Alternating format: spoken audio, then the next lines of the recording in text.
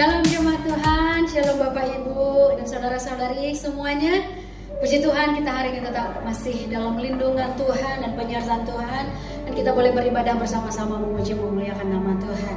Saya percaya dan sungguh yakin seluruh Bapak Ibu, saudara seiman semuanya, jemaat Tuhan seluruhnya yang bergabung bersama dengan kami dalam ibadah ini, kita semua siapkan hati kita untuk memuji memuliakan nama Tuhan, karena Tuhan bertahta di atas pujian penyembahan kita. Sebelum kita bernyanyi dan menyembah Tuhan, kita satukan hati kita berdoa. Bapa di surga yang kami kenal dalam nama Tuhan Yesus Kristus, terima kasih penyertaan-Mu, perlindungan-Mu atas kami sampai hari ini Tuhan. Kami dimampukan untuk terus mengucap syukur dan memuji-muji Tuhan di setiap musim hidup kami. Dan saat ini Tuhan, sepakat kami mau memuji memuliakan nama Tuhan, bahwasanya kasih setia Tuhan kekal sampai selama-lamanya, kebaikan Tuhan kekal sampai selama-lamanya. Terima kasih Tuhan Yesus, kami mau bernyanyi memuji-muji Tuhan, biar sukacita Allah mengalir bagi setiap kami, dan Engkau bertahta di atas pujian penyembahan kami. Dalam nama Yesus Kristus kami berdoa dan mengucap syukur. Haleluya, amin. Kita nyanyikan sama-sama pujian di hadapan Tuhan dengan hati yang bersyukur. Haleluya.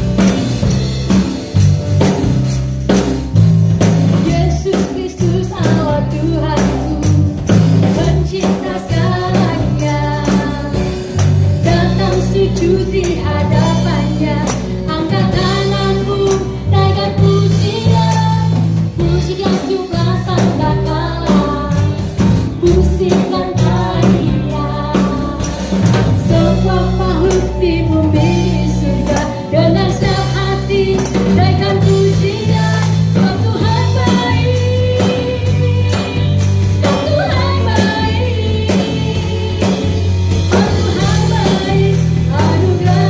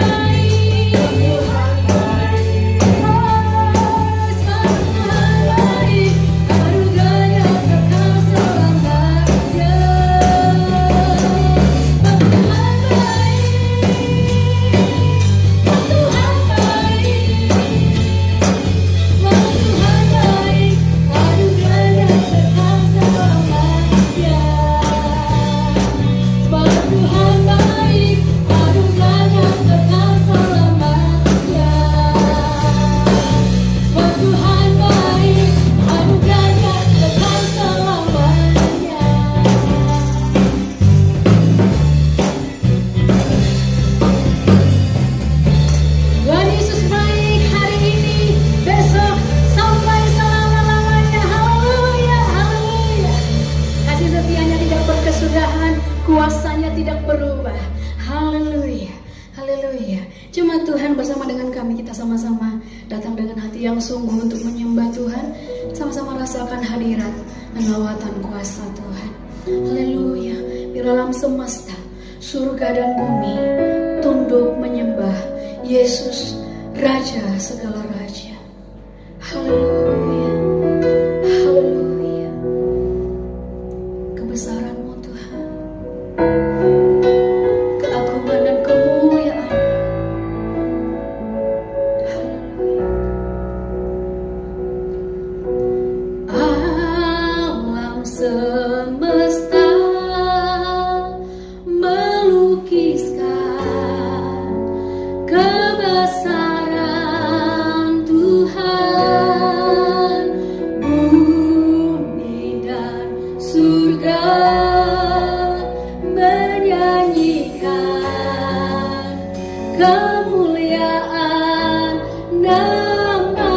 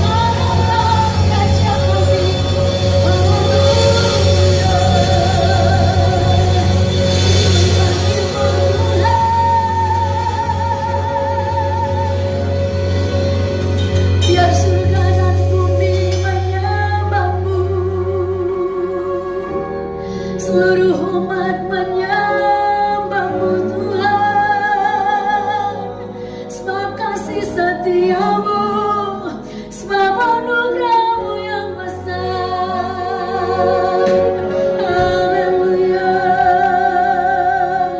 Terima kasih Yesus, terima kasih Bapa.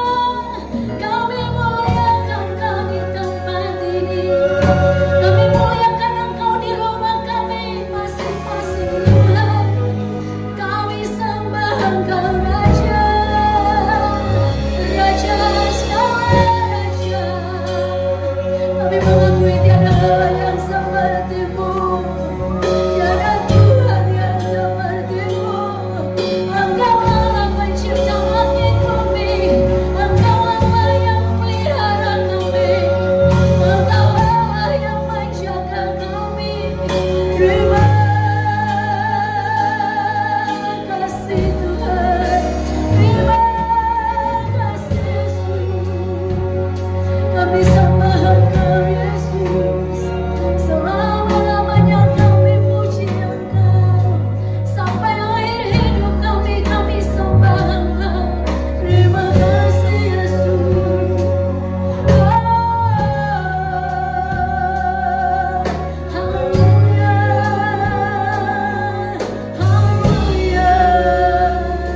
Kami rindukan Engkau Tuhan, kami rindukan Engkau Tuhan di sepanjang hidup kami. Kami rindukan Engkau lewat firman-Mu yang akan menerangi setiap jalan-jalan kami. Bahkan ketika kami serong, ketika kami menyimpang dari jalan Tuhan, ada firman-Mu yang mengingatkan kami. Dalam kelemahan kami, ada firman-Mu yang menguatkan kami. Dalam kesalahan kami, ada firman-Mu yang menegur kami. Dalam kesedihan kami, ada firman-Mu yang menghiburkan kami.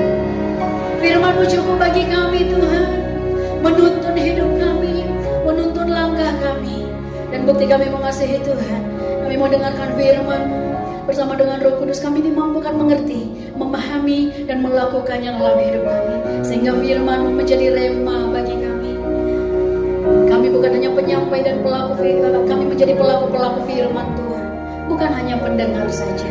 Materaikan firman-Mu bagi kami Tuhan, yang sampaikan hamba-Mu, urapi hamba-Mu yang akan sampaikan firman-Mu, sehingga firman yang dia sampaikan semuanya menjadi berkat bagi kami, menjadi kemuliaan bagi nama Tuhan. Terima kasih Tuhan Yesus, terima kasih Bapa. Dalam nama Yesus kami siap mendengarkan firman Tuhan. Haleluya, amin.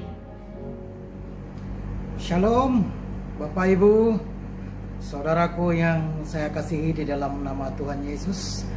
Hari ini sekali lagi kita bertemu di dalam ibadah online ya, di dalam minggu pertama di bulan Agustus ini.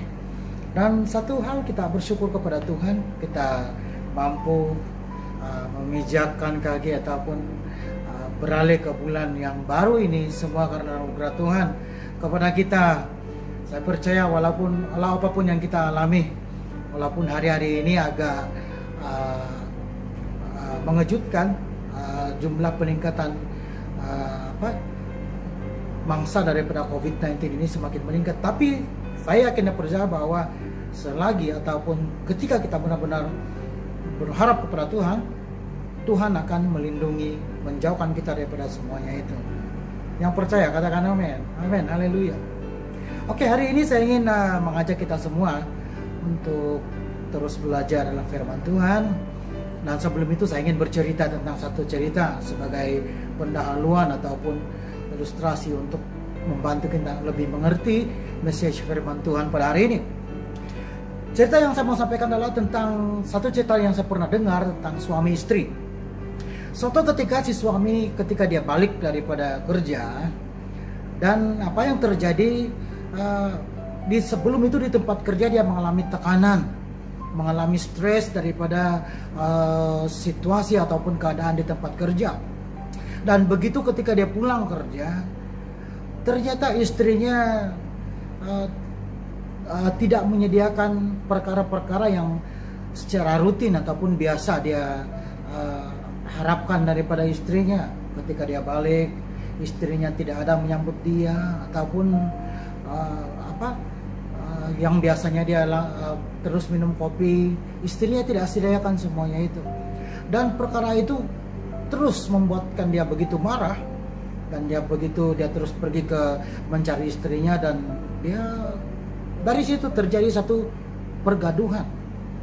Dan sampai si suami ini mengeluarkan satu kata-kata seperti ini, "Saya menyesal berkawin dengan kau. Saya betul-betul menyesal berkawin dengan kau." Si suami mengungkapkan kata-kata itu. Dan mungkin walaupun pada waktu itu dia tidak sengaja, ataupun mungkin tidak bermaksud lah untuk menyampaikan ataupun mengeluarkan kata-kata yang seperti itu, tapi ternyata di pihak istri, kata-kata itu begitu melukakan hatinya. Begitu melukakan hatinya. Cuma berpunca daripada hal yang kecil sebenarnya, kegagalan dalam menyediakan perkara-perkara yang basic ataupun yang diinginkan oleh suaminya. Dan terjadilah satu pergaduhan. Dan apa yang terjadi? Mereka selepas terjadi pergaduhan itu, mereka tidak bercakap-cakap lah, begitu. Perang dingin lah orang bilang. Dan si suami ini dalam beberapa jam ke depan dia begitu menyesal dengan apa yang dia sudah ungkapkan kepada istrinya.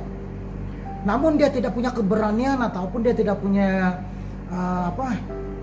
tidak mengambil usaha apa-apa untuk datang dan meminta maaf, minta ampun kepada istrinya dengan kata-kata yang dia sudah luahkan itu.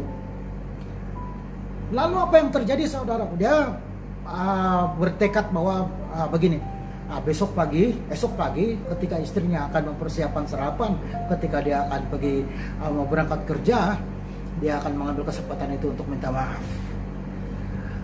Apa yang terjadi, saudaraku? Ternyata pagi itu istrinya tidak menyediakan apa-apa. Istrinya tidak bangun, dan pada waktu itu ya tentunya suaminya tidur di kamar lain lah, bilik lain. Dan istrinya tidak bangun untuk menyediakan sarapan pagi. Dan pada pikiran si suami ini, istrinya masih marah. Dan apa yang terjadi, si suami pergi kerja, dia sarapan di luar, dan dia sepanjang hari itu dia merasa tidak tenang. Dia mau WhatsApp istrinya, tapi dia mengambil satu kesimpulan bahwa lebih baik dia sendiri berhadapan dengan istrinya dan mengungkapkan rasa ataupun penyesalannya daripada mengungkapkan kata-kata yang menyakitkan istrinya itu. Tetapi apa yang terjadi, saudaraku? Ketika dia balik daripada kerja, dan dia begitu heran sebab sepertinya tidak ada yang berubah. Maksudnya tidak ada tanda-tanda orang masak atau apa. Dan dia mulai tertanya-tanya. Dia terus pergi ke bilik dan mencari istrinya. Ternyata apa yang terjadi, saudaraku? Dia temukan ataupun dia mendapati istrinya di bilik dan tidak sudah tidak bernyawa. Karena sebenarnya istrinya memang mengalami penyakit. Dan dia tidak menyangka bahwa pada waktu itu istrinya telah pergi meninggalkan dia. Dan apa yang terjadi, saudaraku? Dia begitu menyesal. Dia begitu tidak dapat memaafkan dirinya lah, dalam kata lain, dengan keadaan seperti itu. Dia tidak sempat pun meminta maaf. Dia tidak sempat pun menyampaikan, meluahkan penyesalannya kepada istrinya. Dan hal itu membekas ataupun sangat-sangat mempengaruhi keadaan hidupnya selepas daripada itu. Saudaraku, kadang-kadang dalam kehidupan kita mengalami satu keadaan yang tindakan yang akhirnya akan kita sesali. Maksudnya ketika kita melakukan sesuatu yang hasilnya tidak seperti yang kita inginkan, akhirnya menyebabkan kita menyesal dengan tindakan seperti itu. Saudaraku, penyesalan ini terjadi kepada siapapun. Penyesalan ini dialami oleh semua orang, semua peringkat usia dan dimanapun. Apa yang kita mengerti tentang penyesalan, saudara? Penyesalan itu sebenarnya suatu perasaan bersalah akibat daripada perbuatan di masa lampau. Itu adalah pengertian kita tentang penyesalan. Kalau kita melihat firman Tuhan di dalam, saya ingin kita mau belajar daripada dua hamba Tuhan yang mengalami pengalaman yang sama. Kita akan belajar daripada Yudas dan kita bandingkan dengan apa yang dialami oleh Petrus juga. Dalam Matius pasal yang ke-27 ayat 3-5. Pada waktu Yudas yang menyerahkan dia, maksudnya menyerahkan Tuhan Yesus, melihat bahwa Yesus telah dijatuhi hukuman mati, menyesallah ia. Yudas menyesal ketika dia mendapati bahwa ketika dia telah menyerahkan Tuhan Yesus, rupa-rupanya Tuhan Yesus itu dijatuhkan hukuman mati. Kita lanjut. Lalu ia mengembalikan uang 30 perak itu kepada imam-imam kepala dan tua-tua yang sebelum itu membayar dia untuk menyerahkan Tuhan Yesus. Ayat yang keempat, dan berkata, aku telah berdosa karena menyerahkan darah orang yang tak bersalah. Tetapi jawab mereka, apa urusan kami dengan itu? Itu urusanmu sendiri. Ayat yang kelima, lalu ia pun melemparkan uang perak itu di bait suci, lalu pergi dari situ dan menggantung diri. Akhirnya dia membunuh diri karena menyesal akibat daripada perbuatannya. Kita coba bandingkan di dalam Matius pasal yang ke-26, satu pasal sebelumnya di ayat terakhir, ayat yang ke-75. Maka teringatlah Petrus akan apa yang dikatakan Yesus kepadanya, sebelum ayam berkokok engkau telah menyangkal aku 3 kali. Lalu ia pergi keluar menangis dengan sedihnya.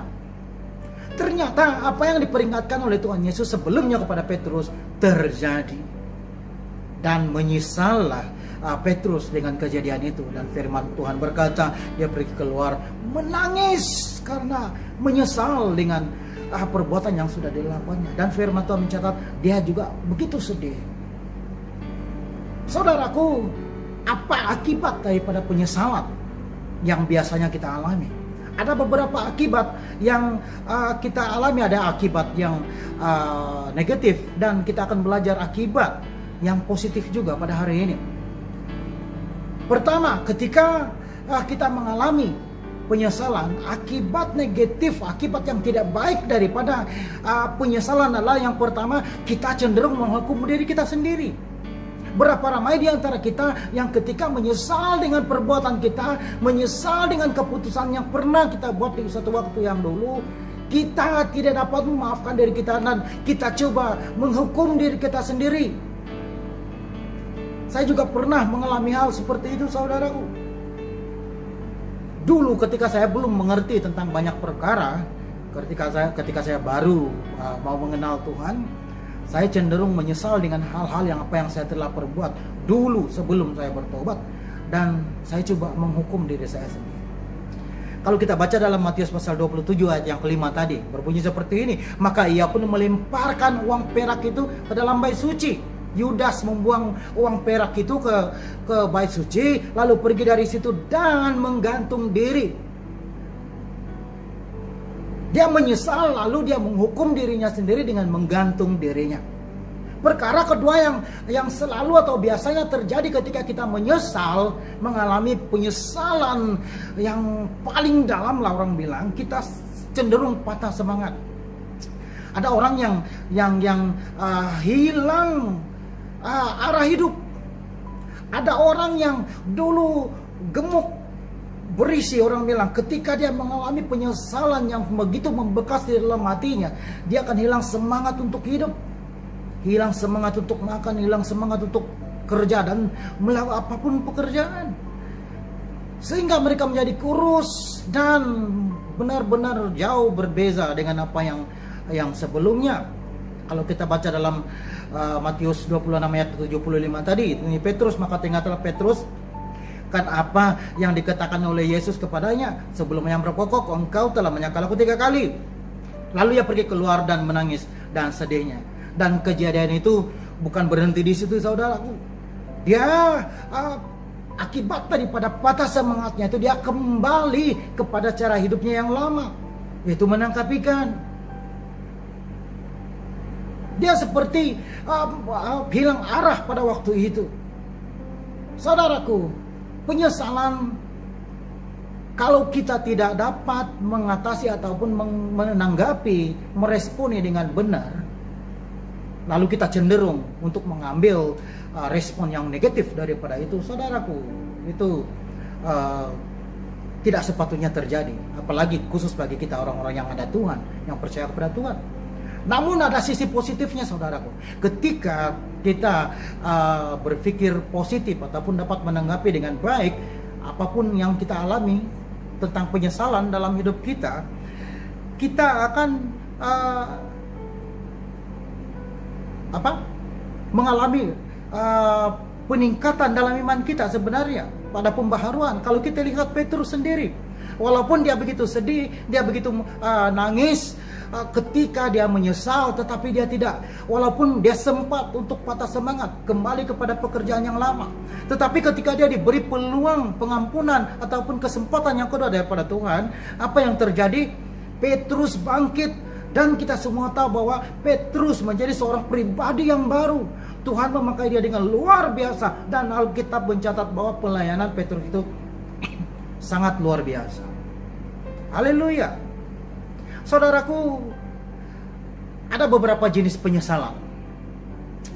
Beberapa penyesalan yang akhirnya ataupun respon daripada keadaan yang kita tidak harapkan, lalu ataupun keputusan yang salah, kita akan menyesal. Lalu ada beberapa jenis penyesalan, saudaraku. Saya harap kita dalam firman Tuhan yang singkat hari ini kita dapat menangkap sesuatu. Yang pertama adalah penyesalan palsu. Apa itu penyesalan palsu? Penyesalan palsu adalah seperti ini. Ketika engkau tahu, ketika engkau sedang menyesal, tetapi tidak berbuat sesuatu. Maksudnya engkau tahu bahwa apa yang telah engkau buat itu salah, dan engkau sepatutnya berhenti daripada melakukan itu. Ketika engkau sudah menyesal, tetapi apa yang terjadi? Engkau tetap juga melakukan hal yang sama. Itu penyesalan palsu. Haleluya. Yang kedua adalah penyesalan yang menuntun kepada pertobatan. Kita ambil contoh Petrus tadi, yang walaupun dia menyesal, tetapi dia tidak cuma berhenti di situ.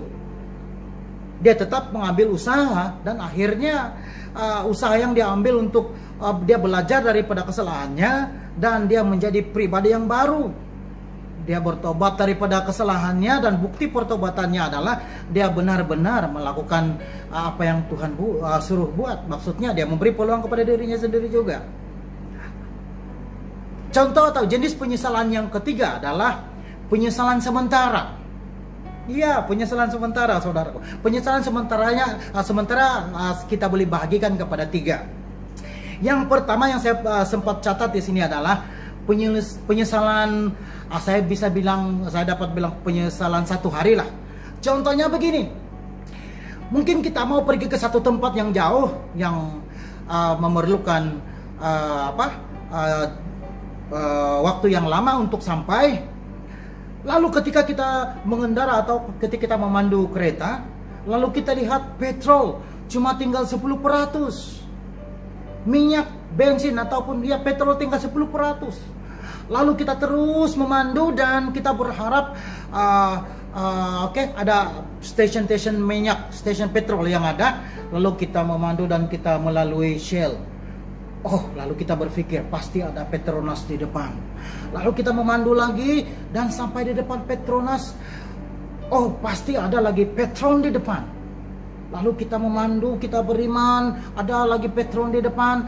Lalu kita sudah melewati Petron, pasti ada Caltex di depan. Tetapi ketika kita sudah memandu, dan rupa-rupanya kita tidak menemukan stasiun minyak lagi, stasiun petrol lagi.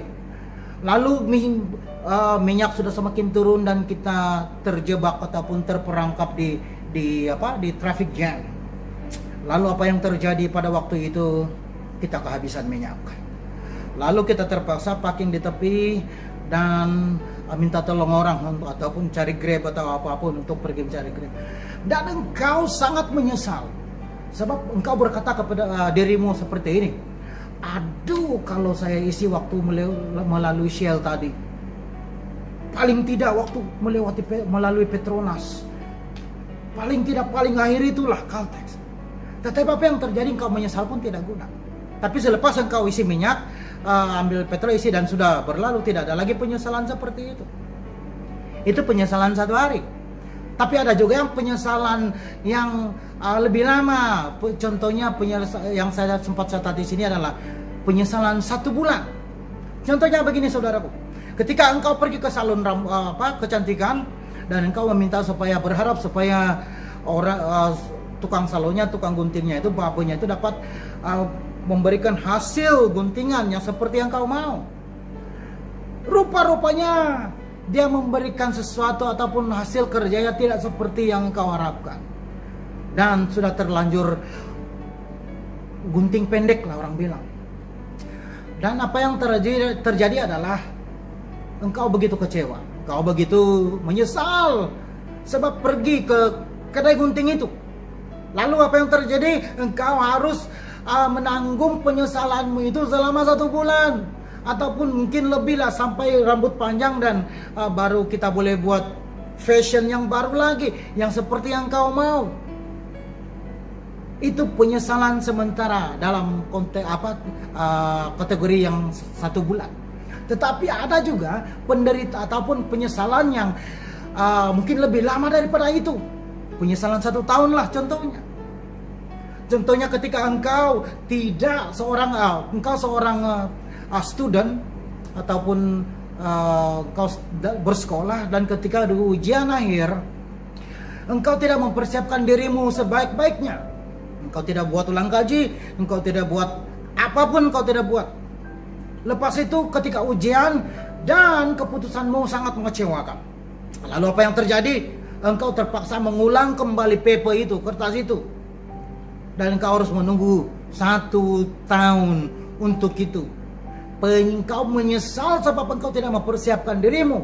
Penyesalan 1 tahun. Haleluya. Dan ada yang keempat adalah penyesalan seumur hidup. Saya pasti kita pernah mendengar ini ketika mungkin ada teman-temanmu yang berkata seperti ini. Aduh, saya menyesal berkawin dengan dia. Saya sudah salah pilih pasangan. Hati-hati saudaraku.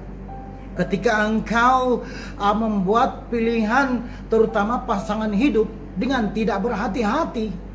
Ketika engkau mengambil keputusan untuk bernikah dengan seseorang, menikahi seseorang, tanpa engkau menyelidik terlebih dahulu, tanpa engkau berpikir panjang, berpikir masak untuk hal itu, engkau berpotensi untuk menyesal, dan penyesalanmu itu seumur hidup saudaraku. Itu penyesalan seumur hidup. Ada juga orang yang suka buat tatu-tatu itu. Ketika ada seorang teman, ketika dia masih muda lah, waktu itu dia tidak begitu serius dengan Tuhan, dia buat tatu, dan tatunya sangat menyedihkan saudaraku. Dia buat tatu seorang wanita yang tanpa busana, tatu perempuan bogel, dan dia tidak berpikir panjang untuk itu. Dan akhirnya setelah dia bertobat, dia begitu menyesal sekali untuk buat itu. Dan itu sekarang saya dengar ada teknologi yang boleh menghilangkan tato, tapi kosnya mahal. Ya, kalau kita tidak mampu untuk membayar untuk menghilangkan tato itu penyesalan seumur hidup saudara. Hati-hati. Ketika engkau mengambil keputusan penting dalam hidupmu, jangan sampai engkau menyesal. Dan penyesalan yang terakhir saudaraku, ini penyesalan yang menurut saya ini sangat fatal sekali. Penyesalan kekal. Apa yang dimaksudkan dengan penyesalan kekal? Ketika engkau mengeraskan hati untuk bertobat, ketika engkau berkali-kali mendengar firman Tuhan, para pembicara pengkhotbah yang berkata, bertobatlah, jangan lakukan ini, jangan lakukan itu, karena itu adalah firman Tuhan yang disampaikan kepadamu, tapi engkau tetap mengeraskan hati untuk tidak mau bertobat. Karena engkau berpikir seperti ini, masih banyak kesempatan, masih banyak peluang. Saya masih sehat, saya masih muda, dan pasti ada satu waktu nanti saya boleh bertobatlah pada waktu itu. Tetapi saudaraku, engkau tidak pernah tahu bahwa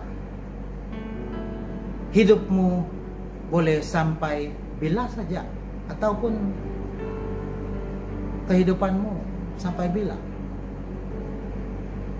Ketika engkau hidup dalam dosa, ketika engkau mengeraskan hati dalam untuk tidak bertobat, tiba-tiba engkau dipanggil ke rumah Bapa. Tidak ada waktu lagi bagimu untuk bertobat, tidak ada waktu lagi bagimu untuk memperbetulkan kehidupanmu. Saudaraku, itu adalah penyesalan kekal. Dan penyesalan kekal yang kedua adalah saudaraku adalah ketika engkau salah memilih juru selamatmu. Ketika kau salah memilih Tuhanmu, penyelamatmu, saudaraku, itu adalah penyesalan kekal. Haleluya. Lalu saudaraku, kalau engkau sudah terlanjurlah orang bilang melakukan satu kesilapan yang akhirnya engkau menyesal dengan tindakanmu itu. Lalu bagaimana kita mengatasi penyesalan itu? Mungkin ada di antara kita yang hari ini masih hidup dalam penyesalan. Saya tidak tahulah apa penyesalan-penyesalan yang pernah engkau alami. Mungkin hari ini engkau menyesal sebab menikahi istrimu, atau engkau menyesal sebab menikahi suamimu, atau engkau seorang anak yang menyesal sebab ada orang tua seperti orang tuamu, atau mungkin engkau menyesal sebab engkau belum bernikah dengan pacarmu. Engkau sudah menyerahkan segala-galanya kepada dia. Saya tidak tahu saudara, apa penyesalan yang engkau alami. Mungkin engkau pernah membuat keputusan yang salah waktu engkau studi, engkau memilih bidang yang salah, yang akhirnya sampai sekarang engkau menyesal sebab memilih bidang itu, sebab minatmu bukan di situ, dan engkau keliru memilih kerja ya. Saya tidak tahu apa penyesalan yang engkau sedang alami hari-hari ini. Mungkin engkau pernah mengungkapkan kata-kata yang sebenarnya engkau tidak bermaksud untuk menyampaikan itu, dan kata-katamu itu melukakan orang lain, melukakan si istri atau suamimu. Kata-katamu itu membekas menjadi satu luka yang dalam di hati anak-anakmu ataupun orang tuamu, dan engkau menyesal karena melakukan hal itu. Ataupun saudaraku, penyesalan ini berlaku juga bukan karena perbuatan kita, tetapi ada orang yang menyesal akibat keadaan. Contohnya seperti ini, ketika engkau lahir dalam keluarga yang miskin, lalu engkau coba membandingkan dirimu dengan orang lain. Kenapa aku lahir dalam keluarga yang miskin? Ataupun ketika engkau lahir sebagai seorang yang cacat, mungkin engkau tidak sempurna seperti orang lain. Lalu engkau mempersoalkan Tuhan, kenapa aku lahir cacat? Ataupun ketika engkau mendapati bahwa engkau adalah anak luar nikah, engkau tidak boleh mengubah itu. Tetapi apa respon yang perlu kita buat supaya kita dapat mengatasi rasa sebuah penyesalan? Yang pertama yang kita perlu buat adalah kita tetap dan harus mengucap syukur. Apapun keadaan, kita harus mengucap syukur. Ya, mungkin kesilapan yang kita pernah buat, kita tidak boleh ubah apa-apa itu. Yang penting sekarang adalah engkau harus tetap mengucap syukur sebab engkau masih ada, dan engkau masih mampu untuk berdiri dan menghadapi banyak perkara sebab pertolongan Tuhan. Yang kedua adalah engkau harus berpikir positif. Beri peluang pada dirimu sendiri. Jangan sampai engkau menyesal dan menghukum dirimu sendiri. No, saudaraku, engkau harus memberi peluang kepada dirimu sendiri. Seperti Petrus, dia berusaha untuk memberi peluang kepada dirinya sendiri.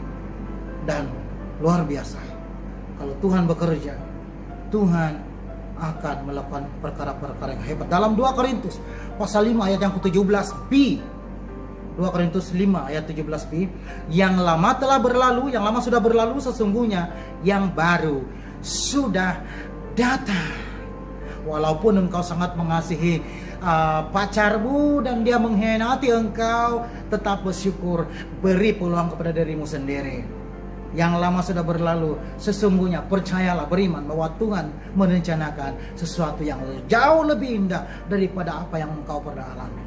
Dalam apa hal sekalipun, yakin, percaya bahwa Tuhan menyediakan sesuatu yang hebat, yang luar biasa di depanmu. Yang kedua adalah, maksudnya adalah ketika engkau sungguh-sungguh berharap kepada Tuhan, engkau harus coba mendekatkan diri kepada Tuhan. Kenapa? Sebab walau apapun yang kau alami, hanya Tuhan melalui Roh Kudus yang akan memberi penghiburan yang kekal, yang sejati kepada kita. Saudaraku, ada orang yang ketika menyesal, menghukum dirinya sendiri dan berusaha mencari penghiburan, mencari hiburan di luar sana, di pub, minum-minuman keras, narkoba ataupun dadah, orang Malaysia bilang. Tetapi itu semua penghiburan yang sementara dan akhirnya akan merugikan dirimu sendiri. Saudaraku, ketika engkau dekat kepada Tuhan, Roh Kudus akan memberi penghiburan kepadamu. Roh Kudus akan menuntunmu, menguatkanmu untuk lebih kuat menghadapi masa depanmu. Haleluya. Dalam Matius pasal 11 ayat yang ke-28, marilah kepadaku semua yang letih lesu dan berbeban berat, aku akan memberi kelegaan kepadamu. Haleluya. Apa yang kita perlu buat supaya jangan ada penyesalan di masa akan datang? Ini adalah satu tips bagi kita semua, supaya sekurang-kurangnya di masa akan datang engkau tidak akan menyesal dengan apa yang engkau buat, keputusan yang engkau ambil hari ini. Lalu apa tips yang perlu engkau tahu? Yang pertama adalah, saudaraku, kita harus melibatkan Tuhan dalam setiap rencana, dalam setiap planning yang kita buat tentang masa depan kita. Kita harus libatkan Tuhan. Di dalam Amsal 19 ayat yang ke-21, banyaklah rancangan di hati manusia, tetapi keputusan Tuhanlah yang terlaksana. Saudaraku, untuk mau mendengar tuntunan Tuhan, untuk sinkron dengan apa yang Tuhan mau buat dalam hidup kita, kita perlu ada kepekaan rohani. Kita perlu peka untuk mendengar suara Tuhan. Kita perlu peka tuntunan Tuhan di dalam hidup kita. Dan itu hanya terjadi apabila kita dekat dengan Tuhan. Kita ada persekutuan yang dekat dengan Tuhan. Amin, haleluya. Yang kedua adalah, pergunakanlah sebaik-baiknya kesempatan yang Tuhan beri kepadamu. Jangan sia-siakan, karena kesempatan, peluang itu hanya datang sekali, saudaraku. Pergunakan dengan sebaik-baiknya. Dalam Galatia pasal 6 ayat yang ke-10, karena itu selama masih ada kesempatan bagi kita, marilah kita berbuat baik kepada semua orang, tetapi terutama kepada kawan-kawan seiman. Saudaraku, ambil setiap kesempatan untuk melakukan ataupun memberkati setiap orang di sekelilingmu. Lakukan kebaikan. Saudaraku, saya percaya tidak ada orang ataupun sedikit orang yang menyesal ketika mereka melakukan kebaikan. Hampir tidak ada. Karena untuk melakukan kebaikan yang betul-betul dari hati kita, engkau tidak akan menyesal. Engkau dihargai atau tidak, engkau akan tetap melakukan kebaikan. Haleluya. Saudaraku, saya mengakhiri firman Tuhan hari ini. Sekali lagi saya mau mengingatkan kepada sahabat-sahabat yang ada di luar sana. Penyesalan terbesar dalam hidup adalah ketika engkau memilih untuk tidak percaya dan tidak mau menerima Tuhan Yesus sebagai Tuhan dan Juru Selamat engkau secara pribadi. Itu adalah penyesalan kekal. Ada satu pepatah Melayu yang berkata seperti ini: sesal dahulu pendapatan, sesal kemudian sudah tidak berguna lagi. Saudaraku, kalau hari-hari ini engkau masih punya kesempatan, jangan lepaskan kesempatan itu, saudara. Karena kita tidak tahu bila kita dipanggil kembali ke rumah Bapa. Satu orang pun tidak tahu. Oleh itu selagi ada kesempatan, mari pergunakan kesempatan itu sebaik-baiknya. Hari-hari ini kita sempat menjadi khawatir ketika ada COVID-19 yang sudah mulai mengganas. Ada gelombang ketiga lagi kata orang. Lalu saudaraku, ini merupakan satu peringatan kepada kita. Apapun yang terjadi dalam hidup kita itu tidak terjadi secara kebetulan. Tuhan tahu setiap apa yang terjadi dalam hidup kita. Oleh itu saudaraku, mari jangan mengandalkan pikiranmu, jangan mengandalkan kekuatanmu, jangan mengandalkan ideamu, kepintaranmu. Tapi mari kita belajar mengerti apa sebenarnya maksud Tuhan untuk mengizinkan semua hal-hal ini terjadi. Mari berpikir secara positif, tanggapi semua perkara dengan perspektif ataupun dari dasar firman Tuhan. Haleluya. Mari saya ingin mengajak kita semua untuk berdoa. Mari kita tunduk kepala. Bapa di surga, kami bersyukur hari ini kami sekali lagi berkesempatan untuk belajar firman Tuhan tentang penyesalan. Bapa, kami bersyukur kalau firman-Mu menegur, mengingatkan kami tentang perkara-perkara yang mungkin satu waktu nanti kami akan menyesal. Bapa, kami bersyukur hari ini kami mau melakukan firman Tuhan, supaya kami benar-benar mengerti apa rencana Tuhan dalam hidup kami. Kami tidak mau melakukan hal-hal yang lebih tertumpu kepada diri kami sendiri, tetapi apa yang Tuhan mau. Bapa, hamba berdoa kepada anak-anakmu yang mendengar firman Tuhan secara online pada hari ini. Teguhkan setiap anak-anakmu Bapa. Kalau ada di antara mereka yang masih ragu-ragu untuk serius kepada Tuhan, hamba berdoa di dalam nama Tuhan Yesus, jamah mereka.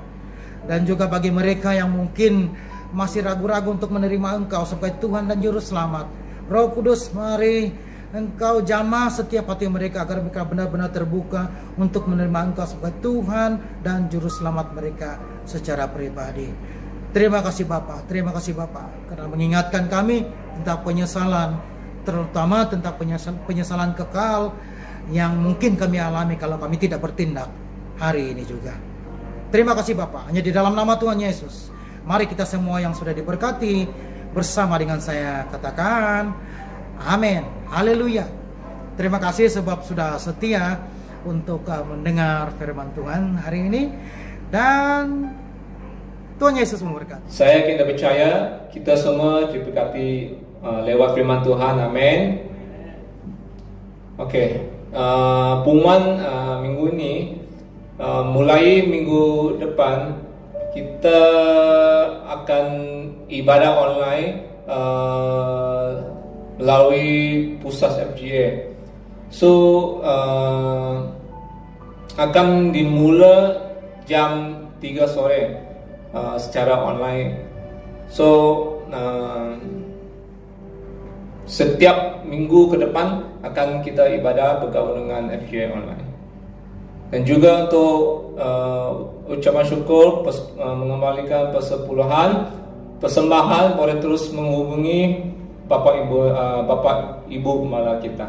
Itu saja pengumuman. Sekian, terima kasih. Ibadah kita sudah berakhir. Mari kita bersatu hati, kita bersama-sama berdoa. Terima kasih Tuhan buat penyertaan yang sempurna atas seluruh ibadah sepanjang hari ini. Terima kasih buat lawatanmu ya Tuhan, hadiratmu yang dahsyat pada hari ini ya Tuhan. Tuhan, Engkau terus berkati Bapak Gembala dan Ibu Gembala kami ya Bapa.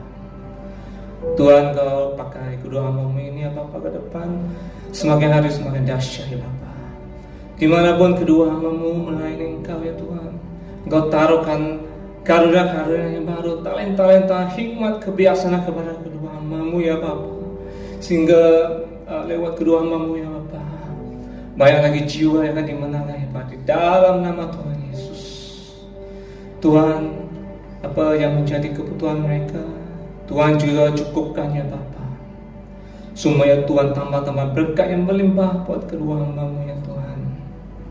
Dan juga apapun pergumulan mereka ya Bapa, Tuhan campur tangan ya Tuhan. Tuhan buka jalan bagi mereka ya Bapa, sehingga semua ya Tuhan akan berkati dalam nama Tuhan Yesus.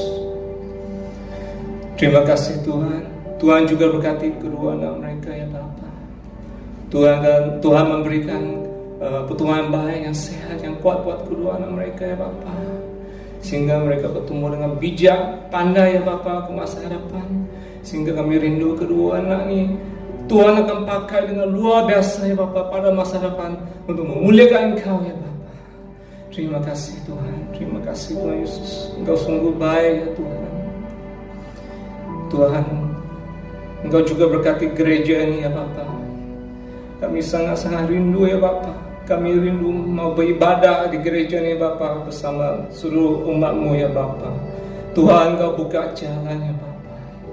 Oh, Engkau jamah ya Bapa perintah-perintah di sini ya Bapa, supaya melonggarkan ya Bapa SOP ya Bapa, sehingga walaupun warga Malaysia maupun warga Indonesia bisa beribadah di gereja di dalam nama Tuhan Yesus.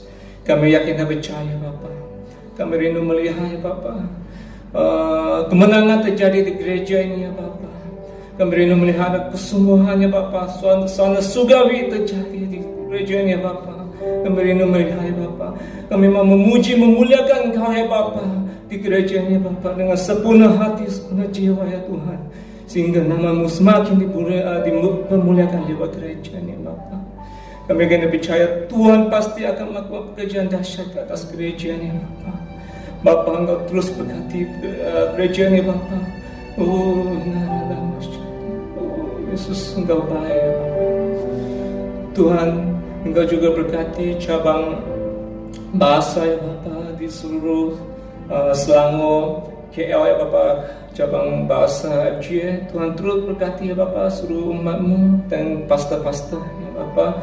Tuhan berikan kekuatan kepada mereka ya Bapa, sehingga mereka tetap kuat ya Bapa bersama dengan Engkau ya Bapa, berjalan dengan Engkau ya Tuhan. Terima kasih Tuhan. Tuhan juga berikan perlindungan keselamatan buat mereka ya Bapa. Tuhan, Engkau juga berkati seluruh umat-Mu ya Bapa, dimanapun mereka berada saat ini, apapun yang terjadi buat mereka, Tuhan lindungi, Tuhan jagai mereka ya Bapa. Tuhan memberkati pekerjaan mereka, usaha mereka ya Bapa.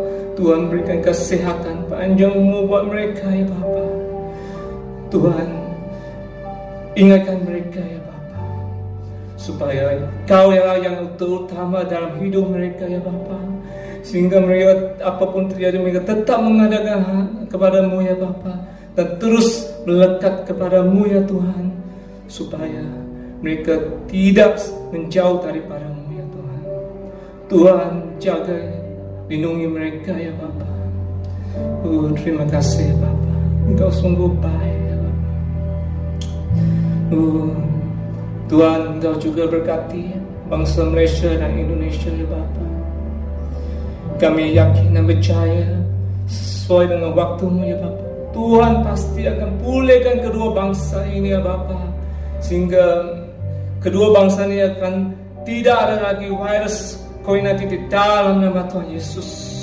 Saat ini juga kami mau putuskan rantai penyebaran COVID-19 di dalam nama Tuhan Yesus. Kami yakin dan percaya pasti Tuhan akan pulihkan ya Bapa kedua bangsa ini pada waktu yang singkat ya Bapa, di dalam nama Tuhan Yesus.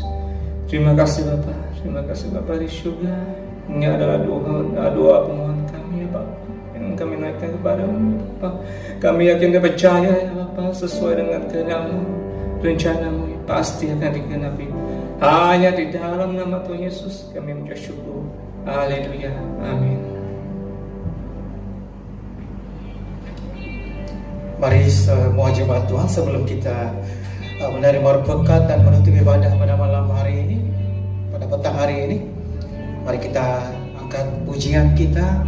Kami memuji Kau besar.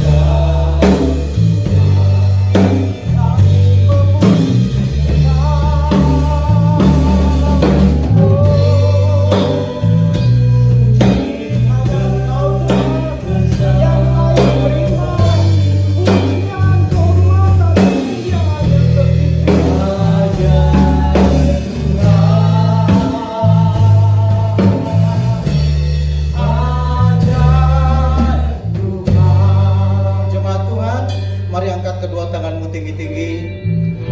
Jemaat Tuhan, diberkatilah kehidupanmu, diberkatilah keluargamu, diberkatilah semua bapak-bapak rumah tangga, semua ibu-ibu rumah tangga, anak-anak, diberkatilah seisi rumahmu, diberkatilah apapun yang engkau usahakan, diberkatilah kemanapun engkau pergi, diberkatilah community di mana engkau berada.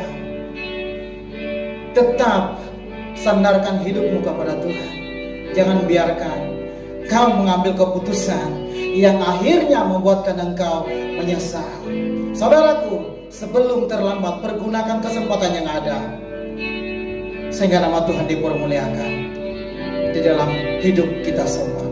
Jemaat Tuhan, terimalah berkat ini hanya di dalam nama Bapa, Putra, dan Roh Kudus. Dan mari kita semua yang sudah diberkati bersama dengan saya katakan amin. Haleluya, haleluya. Selamat hari Minggu untuk kita semua dan Tuhan Yesus memberkati. Shalom.